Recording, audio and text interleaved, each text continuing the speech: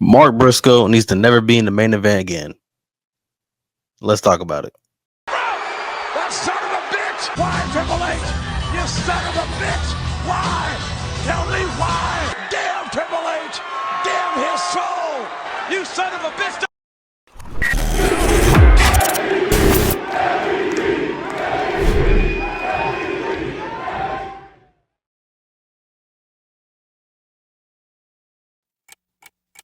Welcome back to the MVP's Lounge. I am your host, as always, the King, and thank you guys for liking, sharing, subscribing, all that good stuff. We're on the road to 1K.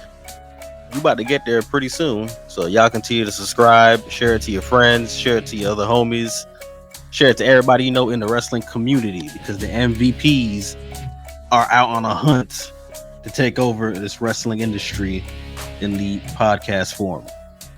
Now, let's get to AEW tonight. Honestly, the show was all right. A simple show, you know. I mentioned it before. Tony Khan, he either has a hit or miss show. The show's either going to be really good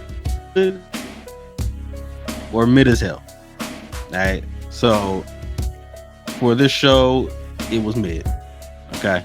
We started out with a promo from MJF, and he pretty much was just, you know, talking about Mark Briscoe, who is going to end up facing tonight, saying, hey, you're going to end up meeting the devil and yada, yada, yada, and I'm going to put you down in the ground and all this other stuff. And all right, cool. We get it. We know. And MJF words to Mark Briscoe. If you've heard it once before, you've heard the same thing again. Okay? So, but the first match we get is Jon Moxley against Speedball Mike Bailey in a one-on-one match. Apparently Mike Bailey, I guess, with Tony Khan for this match. I'm not sure. Honestly, this match went on way too long. Moxley should have really mopped the floor with Speedball Mike Bailey, to be honest with you. And this is me as a fan of Speedball Mike Bailey. I'm probably like one of like maybe 50 fans of this guy, but me saying this, yeah, no, he definitely, Moxley should have mopped the floor with Speedball. But we didn't get that. He kind of got all kinds of offense in. There was some interference a little bit from Marina on the outside, and Kevin Knight tried to, you know, get involved in assisting, but barely anything happened. But the turning point of the match was when Darby pulled up and kidnapped Wheeler Yuta from the ringside. Yo, put a bag over this man's head and drug him to the back. And then Speedball catches a paradigm shift for his troubles, and that was GG's for him. So eventually Moxley and Marina go outside to find Yuta, and he's in a body bag, and Darby goes to run him over, but they drag him out of the way, and then Darby speeds off in his truck. And then when they unzip the body bag, Yuta has Forbidden Door written on a piece of paper on his face. So we already know what that means. Hey, Moxley, accept the challenge. Hey, you and me one-on-one Forbidden Door. Let's do it. Hey, I'm for it. I'm with it. I'm ready to see it. I'm pretty sure they're gonna get a promo for that next week, but I'm ready to see it. Okay, Darby versus Moxley for the third time. Can Darby finally do it? Can he finally right the wrongs of him losing his title shot and finally beat Moxley so he can go on to better things? We shall see. Next we had some trash. Yeah, this is when the trash started to come in. It was Alex Windsor versus Queen Aminata versus Skye Blue versus who else was in the match? Skye Blue wins. Oh, Billie Starkz. So they all come out. Athena's with Billie Starkz, and then Tony Storm comes out because, you know, if Athena's out there, well, Tony Storm's gonna be there too to evaluate. Winner of this Fatal 4 match gets a shot at Mercedes Moné for her TBS title. Okay, cool. Say less. Fatal 4 match, I'm with it. This entire match was trash. Like, normally I can be like, okay, I like the beginning of the portion of the match, or I like the middle, or I like the ending of it. This entire match from top to bottom was garbage. All four of these women was terrible in this match. All four of them, garbage, just trash. There's one spot where Skye Blue, God bless her soul, I just don't know what the hell was going through her brain when this happened, but she was trying to go for her move, whatever it was. I assume the code blue or whatever the hell she calls it. And I don't know if Aminata was supposed to push her off or something was supposed to happen. I don't know. She fell off of Aminata and then hit her own head on the chair. It was dumb. It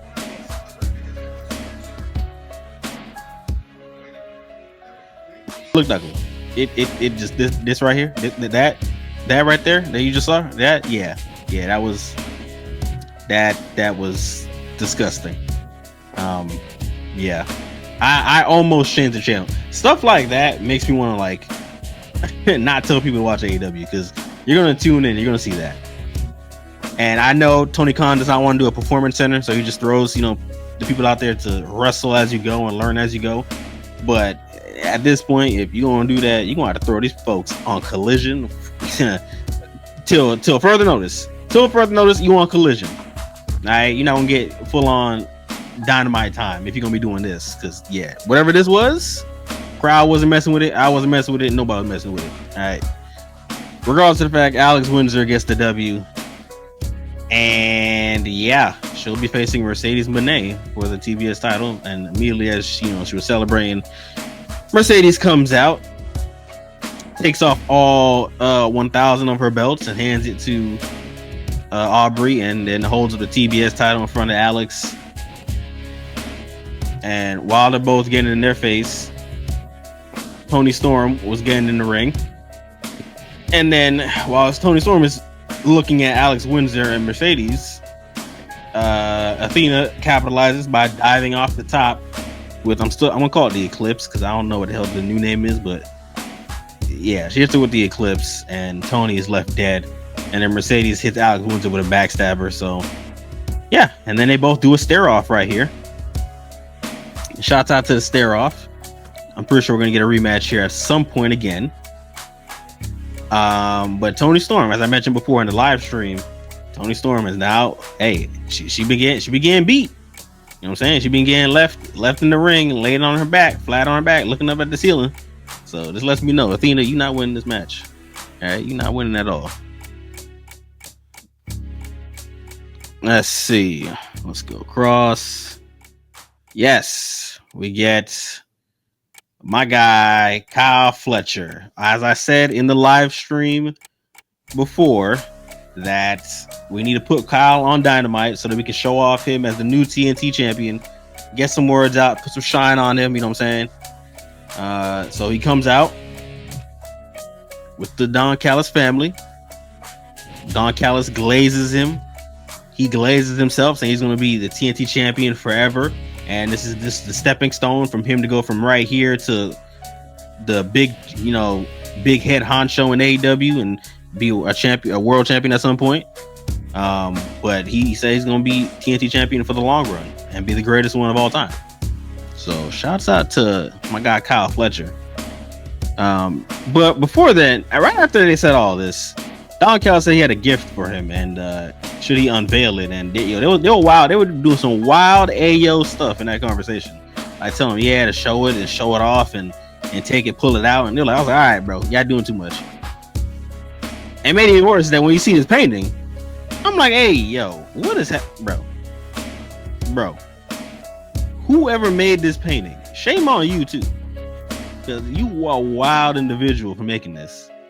This man is butt naked with the belt on the crotch with Don Callis from the. All right, you see, this is nuts. This is a wild, and he said he's gonna hang it up above his bed. Oh man, I can't help but laugh. I enjoyed the segment. It's just, this was wild. Y'all doing some wild stuff, bro. Y'all doing some wild stuff. But it definitely helped me get a laugh in after watching that extremely trash match before this. So the Hurt Syndicate are in the back, right? And they're talking about the tag team tournament that's going on, saying that whoever wins between FTR and whoever wins between FTR against whoever wins the match tonight with Brodido and Matt and Nick Jackson, we will see who ends up facing the Hurt Syndicate and at Forbidden Door. And they say, hey, it doesn't matter who it is or who it ends up being, they will end up getting hurt. And they're going to retain their tag team titles. But then MJF comes in. And Bobby and Shelton, they leave. And MJF is saying, hey, listen, we can forget about Bobby and Shelton, and as long as I get my world title. And MVP is letting them know straight up, bro, you keep making things about you, and I, and my, you know, and you just keep putting all the lights on you when it's supposed to be a whole group thing. You keep making everything about yourself, and they just not with that, man. They just not with it. And told him, hey man, look, they put the thumbs down too. Like, hey, I'm out with this. But because, you know, listen, he still loves him like a little brother. Okay. So he's just giving him some last bit of advice. He's like, hey, I hope you lose and you do not get your world title back. Because if you do, Bobby Lashley will be gunning for you and gunning for that title. And he will make it personal. Yo. Hey. This is lit.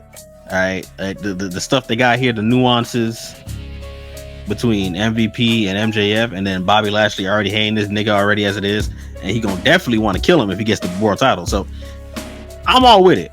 Especially with the possible chance that MJF might cost them those tag team titles. Oh man, the heat. I like it. This is another thing that was very great to witness tonight. Let's see. Ooh, okay. Look, all right. I'm gonna keep it real. We'll get to this in a second. The Young Bucks are in the back, right?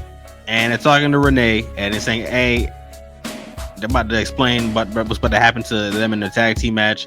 But then they stop because they see the production guy, and they go to him and like, hey, give this card to Justin Roberts so that he can announce us correctly. And then on top of that, make sure you give us all our music back, our Titantron, and our Pyro. All right? So the guy's like, all right. They get to their entranceway. Their music hits. Everybody's like, all right, they got their music back. They got their Titantron back. And then the screen that's supposed to like lift up so that they can come out to the ring doesn't lift up. So they got to crawl under it. And then Justin Roberts, he has the card. He's like, he's literally reading off. Because they told him, oh, read off the card. And the card literally just says instructions of what to do. As in to not call them jobbers, not do this or whatever, and then all this other stuff. And Justin Roberts, he's just reading off the card. He's not even saying the specific things they wanted. And on top of that, they go pose for their pyro, and it just shoots up small little sparks into the air. That's it. Just two little pyro pops. That's it. Like this broke Bucks thing they've been doing is fantastic. And the Titantron is literally them getting beat at All In. They don't even get their names right. They gave them the names they had back in TNA. Like, this is perfect. This right here, this is great stuff. Now, but what made this the gigantic cherry on top of everything, the match they had with Brody King and my guy Bandido was amazing. That was match of the night tonight. It was just fire tag team match between these guys, all four of y'all. And again, I'm not even a fan of the Young Bucks, but they just had a fantastic match with these guys. I'm gonna actually go back and watch that match. That's how good it was. Like, that was like top tier. And low-key, I thought the Bucks was gonna win, but in the end, our boys Brody Lee and I said Brody Lee. Oh my god, hey, RIP.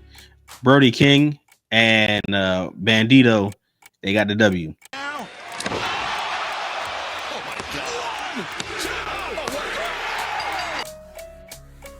Now, hey, I called this, by the way. Just want to let that be known. In the live stream, all right, go back to the live stream that I did.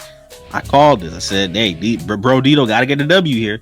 All right, we got to get Brodido and FTR in a match." And then again, I'm fine with either one of them winning to go off to face Her Syndicate. But since Her Syndicate is face now, I'm not sure who ends up facing them, because they could do face versus face at Forbidden Door. But I feel like they're going to end up doing FTR versus Her Syndicate, because that match, I ain't gonna lie, my hit. So we'll see what they do there. Swerve. We can get the Swerve. Let's get the Swerve. So Swerve comes out. Also, by the way, so this main event is going to be Mark Briscoe and MJF. And yeah, I'm just not interested in this Mark Briscoe glaze they've been doing as of recent. All right, and I talked about it on the stream. I'm just not with this. The Mark Briscoe glaze gotta go. All right, it gotta go. But Swerve comes out, addresses Okada, and lets him know, hey, their match at Forbidden Door, it's gonna be one of the greatest matches of all time, and that he's never faced anybody like Swerve before, because there will never ever be anybody like Swerve after he's long and gone. But I'm not gonna lie, I felt like this show kind of needed just a hint of Okada. Like I get it, he got his promo off, but I feel like you need to, hey, we need to keep the gas going on this feud, right?